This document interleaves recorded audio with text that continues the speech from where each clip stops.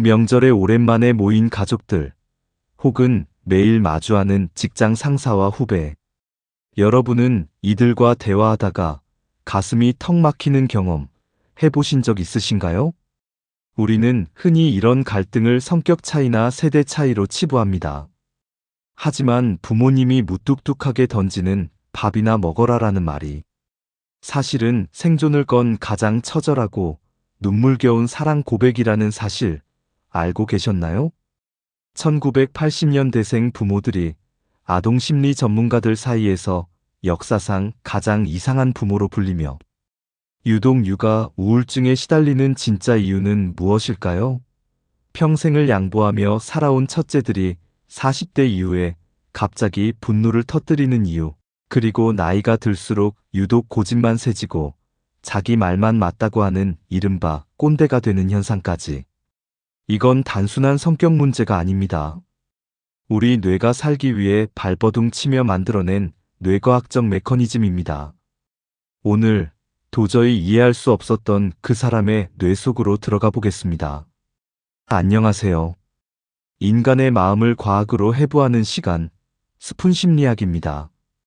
오늘 우리는 대한민국 역사상 가장 뚜렷한 심리적 단층을 보여주는 세 세대, 즉 1950에서 60년대생, 1970년대생, 그리고 1980년대생의 뇌 속에 들어가 보려고 합니다.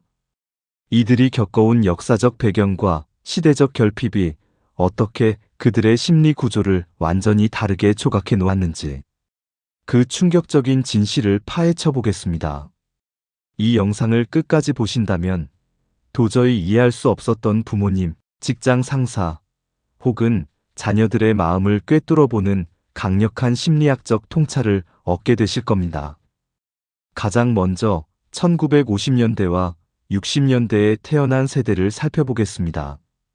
이들은 대한민국 역사상 가장 가난했던 시절에 태어나 몸이 부서져라 일하며 국가의 경제 성장을 최전선에서 이끌어낸 주역들입니다. 심리학적으로 이 시기의 사람들은 태어나자마자 생존이라는 절대적인 과제 앞에 내던져졌습니다. 이들에게 우울증, 자아실현, 번아웃 같은 감정적 단어는 사치에 불과했습니다. 오로지 어떻게든 살아남는 것, 그리고 내 가족의 입에 풀칠하는 것이 인생의 유일한 목표였죠. 생존에 모든 에너지를 쏟아붓다 보니 이들의 뇌는 감정을 처리하고 공감하는 영역보다 위협을 감지하고 통제하는 생존 회로가 과도하게 발달하게 되었습니다. 오죽하면 일부 학자들 사이에서 이 시대를 거친 뇌를 두고 국가 성장과 맞바꾸어 감정의 뇌가 망가져 버렸다는 슬픈 분석이 나올 정도입니다. 그래서일까요? 이 세대 부모님들이 자녀에게 가장 많이 하는 말, 어쩌면 유일한 사랑 표현은 사랑한다나 고맙다가 아닙니다. 바로 밥은 먹었냐? 입니다. 굶주림이 일상이었던 시대를 살아온 이들에게 누군가의 끼니를 챙기는 것만큼 확실하고 강렬한 애정 표현은 존재하지 않습니다. 혹시 부모님이 무뚝뚝한 표정으로 밥이나 먹으라고 하신다면 그것은 그분들이 할 수 있는 가장 절절하고 눈물겨운 사랑 고백이라는 사실을 우리는 이해해야 합니다. 이제 1970년대생으로 넘어와 보겠습니다. 70년대생의 뇌 구조는 참으로 독특합니다. 이들은 유년기와 청소년기에 연 10%가 넘는 고도의 경제, 성장기 속에서 노력만 하면 뭐든 다 된다는 희망찬 사회 분위기를 경험했습니다. 노력에 대한 보상이 확실했던 시기였죠. 하지만 이들이 성인이 되어 사회에 본격적으로 진출하려던 찰나 대한민국에 엄청난 비극이 닥칩니다. 바로 1997년 IMF 외환위기입니다. 심리학적으로 70년대생은 풍요 속에서 겪은 갑작스럽고도 치명적인 결핍을 경험한 세대입니다. 이 갑작스러운 추락의 경험은 이들에게 엄청난 회복 탄력성과 처절한 생존 본능을 심어주었습니다. 하루아침에 대기업이 무너지고 아버지가 실직하는 것을 두 눈으로 목격한 이들은 언제 내 자리와 생존이 위협받을지 모른다는 뼈저린 불안감을 안고 살게 되었습니다. 하지만 놀랍게도 이 극도의 불안감은 이들을 역사상 가장 특별하고 무서운 능력을 갖춘 뇌로 진화시켰습니다. 70년 대생들은 눈치가 비상하게 빠르고 조직의 변화에 적응하는 능력이 탁월하며 불안과 결핍을 동력 삼아 엄청난 집중력을 발휘해 위기를 돌파해냅니다. 상실의 공포가 이들에게는 곧 살아남기 위한 강력한 생존 무기가 된 것입니다. 마지막으로 1980년 대생입니다. 이들은 인류 역사상 전무후무한 경험을 한 말 그대로 두 세대를 잇는 마지막 인류입니다. 골목길에서 흙을 파먹고 뛰어놀던 아날로그의 향수를 온몸으로 기억하면서도 동시에 스마트폰과 인공지능이라는 디지털 최첨단 기술의 전환기를 10대와 20대에 온전히 흡수한 유일한 세대입니다. 삐삐와 넷플릭스를 모두 이해하는 이들의 뇌는 그 어느 세대보다 유연하지만 동시에 윗세대와 아랫세대 사이에서 낀 채 가장 큰 가치관의 혼란을 안고 살아갑니다. 특히 1980년대생이 부모가 된 지금 교육 및 아동 심리 전문가들은 이들을 가리켜 역사상 가장 이상한 부모라고 부릅니다. 대체 왜일까요? 80년대생들은 앞서 말씀드린 5060 부모 세대의 엄청난 경제적 헌신과 희생을 받고 자랐습니다. 하지만 동시에 공감받지 못하는 감정, 권위적이고 억압적인 방식의 양육으로 인한 내면의 상처를 고스란히 가지고 있죠. 그래서 이들은 자신의 아이를 낳고 독하게 다짐합니다. 난 절대 우리 부모님처럼은 안 키워. 이들은 아이의 자존감을 지켜주고 감정을 존중하는 것을 육아의 제1원칙으로 삼습니다. 수많은 육아 서적을 읽고 전문가의 솔루션을 달달 외웁니다. 하지만 비극은 여기서 시작됩니다. 자신들은 그런 방식의 온전한 감정적 지지와 수용을 받아본 적이 없기 때문입니다. 머리로는 어떻게 아이를 대해야 할지 알지만 몸과 가슴으로는 배운 적이 없어 매 순간이 버겁고 덜컥 겁이 납니다. 외부에서 보기엔 주관이 뚜렷하고 가장 단단한 세대처럼 보이지만 실상은 자신의 결핍을 채워주지 못한 부모. 세대를 모실 책임과 전혀 다른 방식으로 키워내야 할 자녀 세대 사이에서 홀로 고군분투하는 가장 외로운 세대? 그것이 바로 1980년대생 부모들이 유독 육아를 힘들어하고 우울증에 취약한 심리학적 이유입니다. 세대의 뇌 구조가 이렇게 다르다면 같은 세대, 심지어 같은 부모 밑에서 태어난 형제자매는 어떨까요? 우리는 흔히 핏줄은 같으니까 성향도 비슷할 거라고 생각하지만 심리학의 연구 결과는 우리의 상식을 완전히 뒤집어 놓습니다. 이번에는 태어난 순서, 즉 출생 순서가 우리의 뇌와 성격을 어떻게 지배하는지 알아보겠습니다. 특히 한국 사회에서 첫째로 태어났다는 것은 단순한 순서를 넘어 하나의 무거운 직책과도 같습니다. 심리학자들은 단호하게 말합니다. 착한 아이는 없다고 말이죠.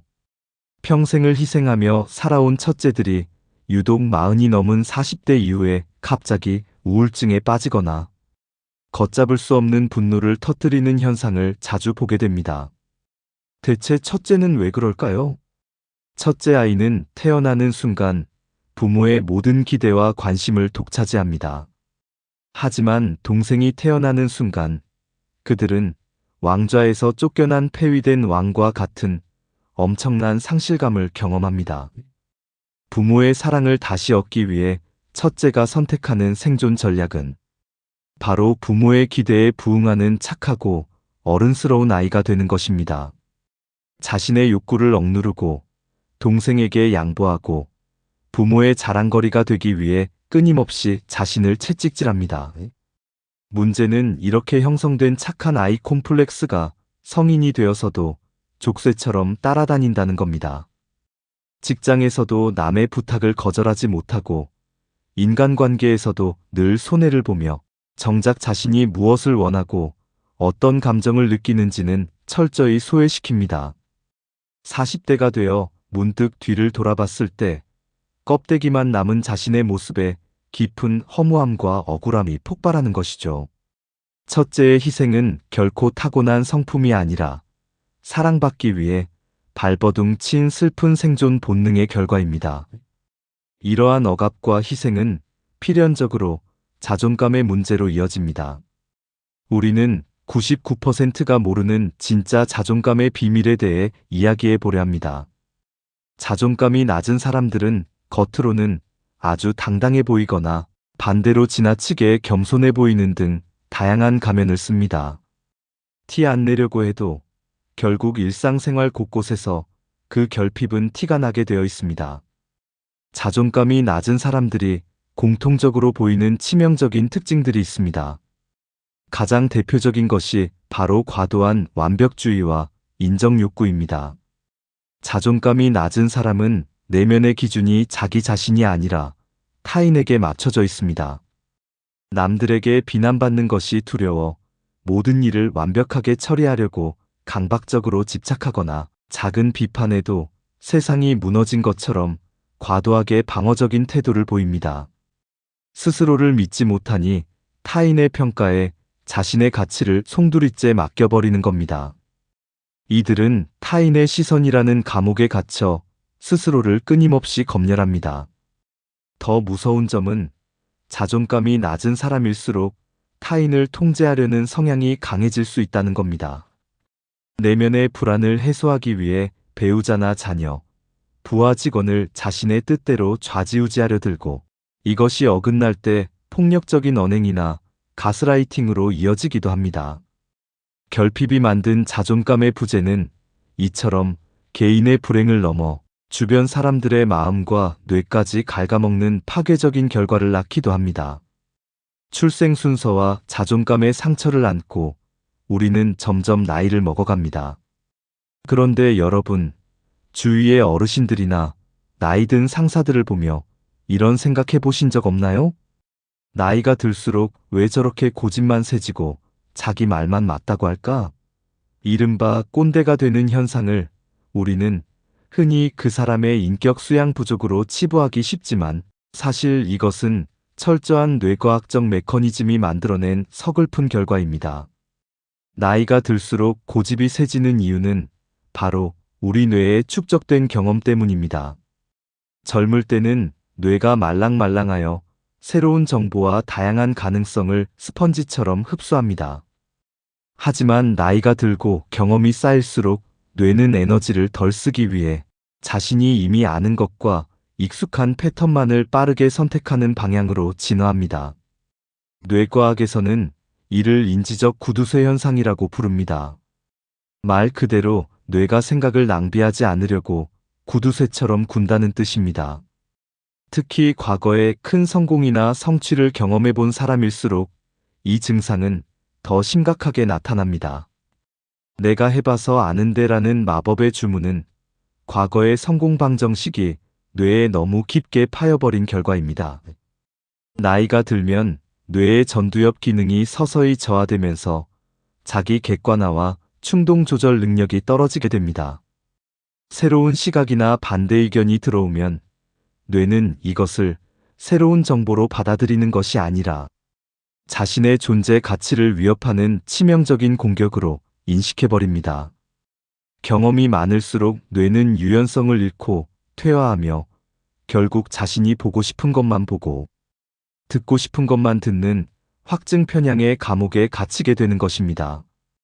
혹시라도 요즘 나 때는 말이야라는 말이 입버릇처럼 나온다면 여러분의 뇌가 굳어가며 꼰대가 되는 생물학적 퇴화 과정에 진입했다는 강력한 경고 신호로 받아들이셔야 합니다. 그렇다면 우리는 이대로 뇌의 퇴화와 세대 간의 단절을 방치해야만 할까요? 진화 심리학으로 해석한 현대인의 스트레스 원인과 해결책은 사실 간단명료합니다. 우리의 뇌는 수십만 년 전 수렵 채집 시대에 멈춰 있는데 몸은 21세기 최첨단 디지털 시대를 살아가고 있기 때문에 필연적으로 뇌의 과부하가 걸리는 것입니다.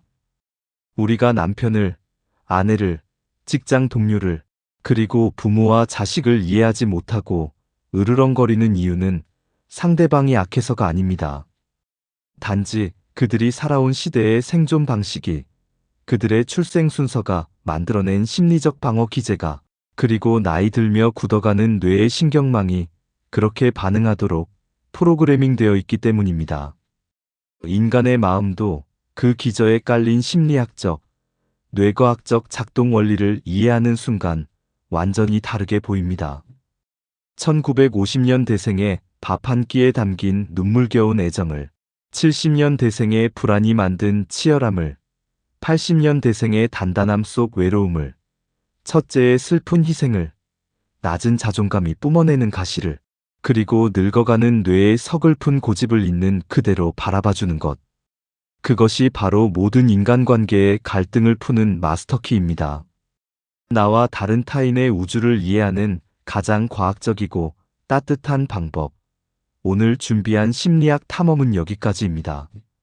내 주변 사람들의 알 수 없는 행동 뒤에 숨겨진 뇌의 비밀을 깨달으셨다면 오늘 하루는 그들을 향해 조금 더 따뜻한 시선을 보내주시는 건 어떨까요? 지금까지 인간의 마음을 과학으로 풀어내는 시간, 스푼 심리학이었습니다. 시청해주셔서 감사합니다.